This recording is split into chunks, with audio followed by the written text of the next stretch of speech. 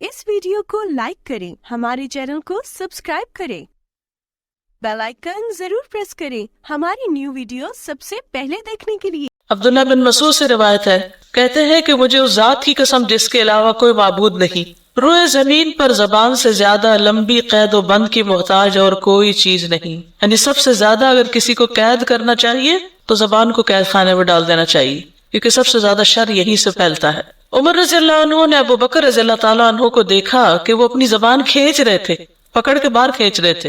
हजरत उमर ने पूछा, खलीफा तो रसूलुल्लाह सल्लल्लाहु अलैहि वसल्लम, ये क्या कर रहे हैं? उन्होंने कहा, ये मुझे हलाकत गाहों की तरफ ले जाती है, मेरे मुंह से ऐसी बात निकल जाती है कि मैं मुश्किल में पड़ जाता हूँ। फरमाया, जिस्म का हर हिस्सा अल्लाह ताला से जबान की तेजी की शिकायत करता है। जिस्म का हर हिस्सा जबान की तेजी की शिकायत करता है, क्योंकि जो हम बोलते हैं हमारे हाथ पांव बाकी सारा जिस्म उधर ही मूव करता है, उसी किस्म के एक्शन करता है। एक और हदीस में आता है कि इब्ने आदम की अक्सर खताएं, ज्यादा गलतियां उसकी जबान की वजह से होती। आप सल्लल्लाहु अलैहि वसल्लम ने बदतरीन उम्मतियों की जो अलामत बताई वो जबान का गलत इस्तेमाल है, बेइख्तियाती वाली बात करना। सही अत-तरगीब व तरहीब की रिवायत है, रसूलुल्लाह सल्लल्लाहु अलैहि वसल्लम ने फरमाया, अनकरीब मेरी उम्मत में ऐसे लोग होंगे जो तरह तरह के खाने और रंग बिरंगे मशरूब तलब करेंगे और तरह तरह के कपड़े पहनेंगे और गुफ्तगू में बेइख्तियाती करेंगे, बोलते वक्त नहीं सोचेंगे, तरह तरह की सवारियों पर सवार होंगे, वो मेरी उम्मत के बदतरीन लोग होंगे। रसूलुल्लाह सल्लल्लाहु अलैहि वसल्लम ने यह भी फरमाया, हलकल मुतनत्तिऊन, क़ालहा सलासन, 3 बार ये फरमाई, बाल की खाल उतारने वाले हलाक हो गए। बाल की खाल उतारने का क्या मतलब होता है? किसी बात का पीछा न छोड़ना, यानी बेमकसद तहकीक, पीछे पड़ जाना किसी चीज के, बात खत्म ही न करना, दूसरे के सर पे सवार हो जाना। इब्न मसूद कहते हैं कि अल मुतनत्ते वो है जो ऐसी बात की कुरेद करता हो जिसमें कोई फायदा नहीं, ऐसी बात की कुरेद जिसमें कोई फायदा नहीं। फिर ज्यादा बोलना मुनाफिकत की अलामत है। फुहश गोई और ज्यादा बातें करना निफाक के शोबे हैं। ये भी हदीस है सुनन तिर्मिजी की। यानी बात को इतना बढ़ा देना, लोगों की तारीफें करते चले जाना, इस पर अल्लाह ताला राजी नहीं होता। बस मुख्तसर इंसान बात करे, किसी की अच्छी क्वालिटी है उसको जिक्र कर ले, किसी ने आप पर एहसान किया उसका शुक्रिया अदा करे, किसी को खुशी मिली उसको दुआ दे, लेकिन मुबालगा आराई से परहेज करे। फिर इसी तरह सरसार वो भी होता है जो शरीयत के ज़ाब्तों कायदों से बाहर निकल के बात करता है, जैसे गीबत वगैरह करना, गीबत और बेमकसद गुफ्तगू करना। गीबत क्या होता है? किसी की पीठ पीछे बात करना, यानी गीबत उसके अंदर वो ऐब लेकिन उसका जिक्र उसको पसंद ना हो, और बुहतान तराशी है कि है ही नहीं ऐब और वो उसके बारे में बात कर रहा है। क्या सर्वेंट्स की गीबत जायज है? वर्कर्स की गीबत जायज है? नहीं। अब इसमें आप देखिए कि नबी सल्लल्लाहु अलैहि वसल्लम कैसा मेयार हमें देते हैं। मुआज़ बिन जबल से रिवायत है कि उन्होंने रसूलुल्लाह सल्लल्लाहु अलैहि वसल्लम के पास एक आदमी का जिक्र किया और कहा, जब तक उसे खिलाया न जाए वो खाता नहीं, जब तक उसे सवार न किया जाए वो सवार नहीं होता। आपने फरमाया, तुमने उसकी गीबत की, तुमने उसकी गीबत की। गीबत के इस मेयार पर आप देखिए कि जब आप लोगों की बातें करते हैं तो वो किस जुमरे में शामिल हो जाती है। साहबा ने कहा, ऐ अल्लाह के रसूल सल्लल्लाहु अलैहि वसल्लम, जो उसमें है हमने वही बयान किया है। फरमाया, गीबत के लिए तुम्हें यही काफी है कि तुम अपने भाई की उस बात का जिक्र करो जो उसमें है। क्या हम ऐसे तबसरे करते हैं लोगों के बारे में? फलां को तो पहनना नहीं आता, उसको तो पकाना नहीं आता, उसको तो ये नहीं आता, उसको वो नहीं आता, और ये ऐब उसमें होते हैं। और अगर आपको कोई मना करे तो आप क्या कहते? मैं कोई झूठ कह रही, मैं तो बिल्कुल सच्ची बात कर रही। आप किसी से भी पूछ ले, ये बातें भी ला और हराम तक में शामिल हो जाती। इस बात के करने का फायदा क्या है? अल्लाह हम सबको माफ कर दे, अल्लाह हम सबको माफ। कोई तबसरा याद कीजिए जो आपने किसी के बारे में ऐसा किया हो। मसलन आपका कुक है, खाना ठीक नहीं पकाता आपके, जब तक मैं ऐसे न बताऊं वो तो पका ही नहीं सकता, इसका तो हाल ही खराब है, कभी नमक ज्यादा कर देता, कभी मिर्च ज्यादा कर देता, कभी ऐसा करता, कभी वैसा। इन बातों का कोई फायदा नहीं। आप जाकर उसको बताएं, नमक ज्यादा कर दो या कम कर दो, मिर्च ज्यादा कर दो या कम। आपस में खाने की मेज पर बैठकर तबसरे करना, आप अपनी सारी नेकियां उसको दिए चले जा रहे हैं। बेकार के तबसरे, फजूल के तबसरे। अब ये देखिए, ये जो हदीस है सही हदीस है, सिलसिला सहीहा की, मुआज़ बिन जबल की जो रिवायत है कि उन्होंने बस यही कहा था नबी सल्लल्लाहु अलैहि वसल्लम से, वो फलां आदमी, उसको तो जब तक सवार न कराए सवार नहीं होता, जब तक खिलाए ना, जब तक खाता नहीं, जब तक यानी हम कुछ बताए ना तो वो तो कुछ भी नहीं करता, यानी बेकार आदमी, यानी कम्मा आदमी है। दूसरे लफ्जों में लोगों के तो क्या, खुद अपने बच्चों, अपने घर वालों, अपने हस्बैंड, अपने बहन भाइयों, अपने ससुराल के बारे में ऐसे तबसरे नहीं करते रहते। میری نند ایسی ہے، میری بھابھی ایسی ہے، حتیٰ کہ ماں باپ کو بھی نہیں چھوڑتے، میری اماں ایسی، اور پھر ہر ایک کے سامنے کیے چلے جاتے ہیں. ایسی باتوں کو محفلوں کی زینت بنا دیتے ہیں. جہاں دو لوگ کٹھے ہوئے نہیں، بس تیسرے کا گوشت کھانا شروع کر دیا. یہ باتیں جنت میں داخلے سے رکاوٹ ہیں. اللہ اکبر، اللہ ہمیں معاف کر دے. کعب بن عجرہ سے مروی ہے، نبی صلی اللہ علیہ وسلم نے کعب کو گم پایا تو ان کے بارے میں سوال کیا. صحابہ نے کہا وہ بیمار ہے. آپ پیدل چلے یہاں تک کہ ان کے پاس پہنچ گئے. جب آپ ان کے ہاں داخل ہوئے تو آپ نے فرمایا اے کعب خوش ہو جاؤ. ان کی ماں نے کہا اے کعب تمہیں جنت مبارک ہو. آپ نے فرمایا یہ اللہ پہ قسم چڑھانے والی عورت کون ہے؟ کعب نے کہا اے اللہ کے رسول صلی اللہ علیہ وسلم یہ میری ماں ہے. آپ نے فرمایا اے ام کعب تجھے کیا معلوم شاید کعب نے بے مقصد بات کی ہو یا ایسی چیز سے روکا ہو جو اسے غنی نہ کرتی ہو، یعنی معمولی چیز کسی کو دینے سے انکار کیا ہو. تو اس میں کیا بات ہے؟ تمہیں کیا معلوم شاید کعب نے کوئی بے مقصد بات کی ہو. تم کیسے کہہ سکتی ہو کہ وہ جنت میں ضرور جائے گا؟ ہو سکتا ہے اس نے بے مقصد باتیں کی ہو. تو اس حدیث سے کیا پتہ چلتا ہے کہ یہ سرسرا جو ہے اور بے مقصد باتیں اور لغو باتیں اور فضول باتیں اور باتیں ہی باتیں یہ انسان کے جنت میں جانے کے لیے رکاوٹ ہو سکتی ہے. کیونکہ جنت کیسی جگہ ہے، لا تسمع فیہا لاغیہ، جس میں تم کوئی لغو بات نہیں سنو گے، کوئی ایسی بات نہیں سنو گے جو تمہارے کانوں پہ بھاری ہو. ٹھیک ہے نا؟ تو خلاصہ کیا ہے؟ خلاصہ یہ ہے کہ انسان اپنے منہ اور اپنے دل دماغ کے غلط استعمال سے بچے. کیونکہ رسول اللہ صلی اللہ علیہ وسلم سے جب پوچھا گیا کہ عام طور پر کون سی چیز جنت میں داخل کرتی ہے تو آپ نے فرمایا اللہ کا تقوی اور حسن خلق. اور پوچھا گیا کہ لوگوں کو عام طور پر کون سی چیز جہنم میں لے جاتی ہے، آپ نے فرمایا منہ اور شرم کا. یعنی انسان کی باتیں ہی انسان کو جہنم تک لے جانے کے لیے کافی. اسی طرح سرسرا میں ایک بات یہ بھی تھی کہ بغیر تحقیق کے باتیں آگے کرنا. تو اس کے بارے میں آتا ہے کہ کسی کے جھوٹا ہونے کے لیے یہی کافی ہے کہ وہ ہر سنی سنائی بات کو آگے بیان کر دے بغیر تحقیق کے. آج کل ایک بہت عام ٹرینڈ ہے، کہیں کسی نے کوئی میسج بھیج دیا، اس کی کوئی تحقیق نہیں کی، ویریفیکیشن نہیں کی، اٹھایا اور آگے فارورڈ کر دیا. جب پوچھا گیا کہ اس کی دلیل کیا ہے، یہ اس کی بنیاد کیا ہے، اس کی اوتھینٹسٹی کیا ہے، تو کہا مجھے کسی نے بھیجا تھا. کیا یہ کافی ہے؟ کوئی بات نیکی سمجھ کر خیر سمجھ کر آگے بھیج دینا، کسی نے مجھے بھیجا تو اس لیے میں آگے بھیج رہا ہوں، مجھے نہیں پتا صحیح ہے کہ نہیں. تو اس طریقے سے پرہیز کرنا چاہیے. بعض اوقات بالکل جھوٹی باتیں کسی سے منسوب کر کے بھیج دی جاتی، بعض اوقات جھوٹے الزامات یا غلط قسم کے فیکٹس ہوتے.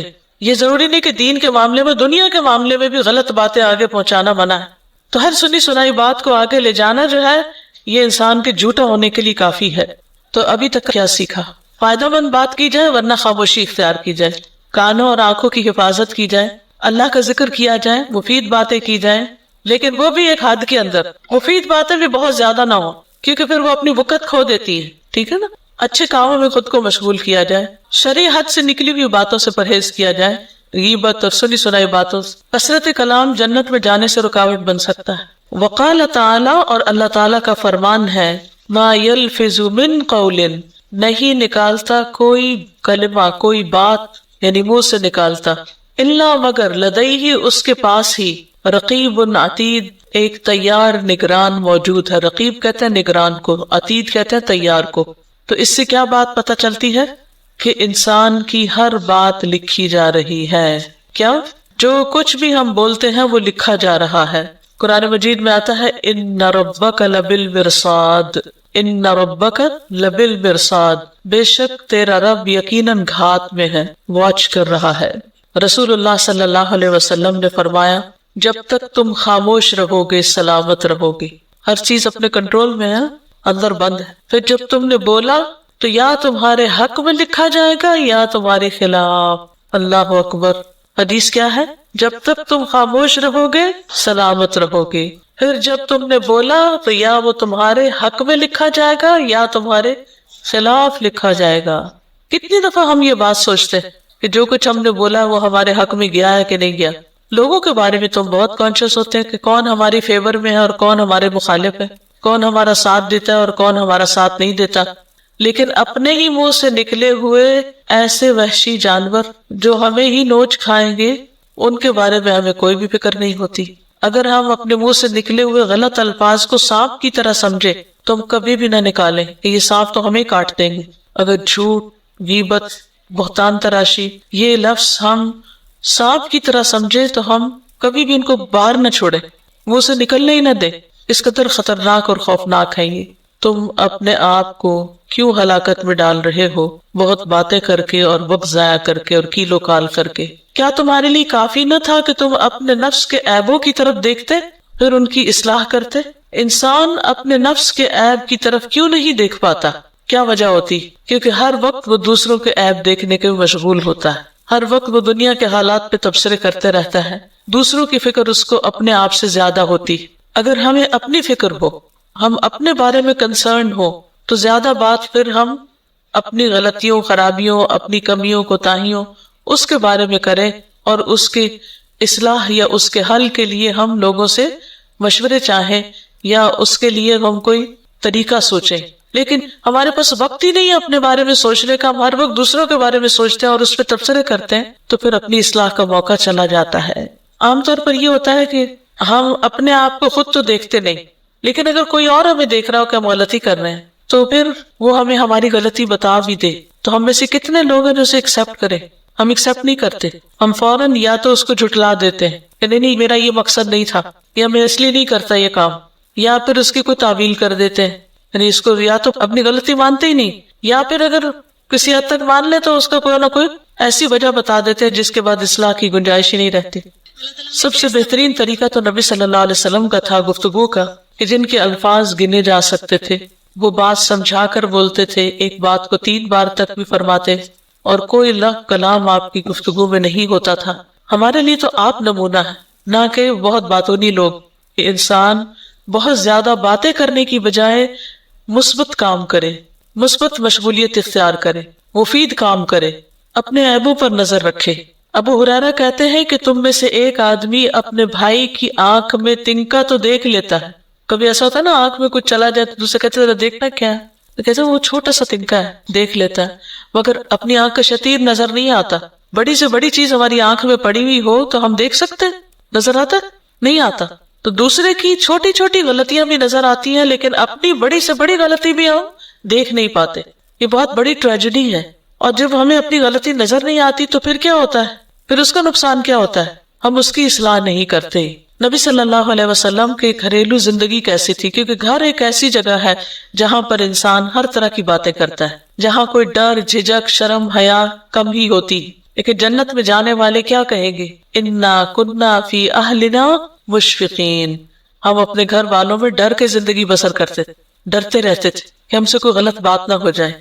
جب ہم اپنے دوستوں کے ساتھ اکیلے ہوں، جب گھر والوں کے بیچ میں ہوں، جب کوئی باہر کا بندہ نہ ہو، جب انتہائی فرینک ہو، فری ہو، تو اس وقت ہم کیا باتیں کرتے ہیں؟ جب فون پر ہماری گفتگو کوئی دوسرا نہ سن رہا ہو، یا جب ہم چیٹنگ کر رہے ہوں، کیونکہ سرسرا جو ہے آج کل صرف زبان سے نہیں ہو رہا، ہاتھوں سے بھی ہو رہا ہے۔ چٹ چیٹ ہر وقت ہوتی رہتی ہے سوشل میڈیا پر، یہ بھی اسی میں آتا ہے۔ کہیں لائک کر رہے ہیں، کہیں کمنٹ لکھ رہے ہیں، کہیں کمنٹ پر کمنٹ دے رہے ہیں، یعنی ہمیں کچھ نہ کچھ تبصرہ تو ضرور کرنا ہے، اس کے بغیر ہم آگے نہیں بڑھتے۔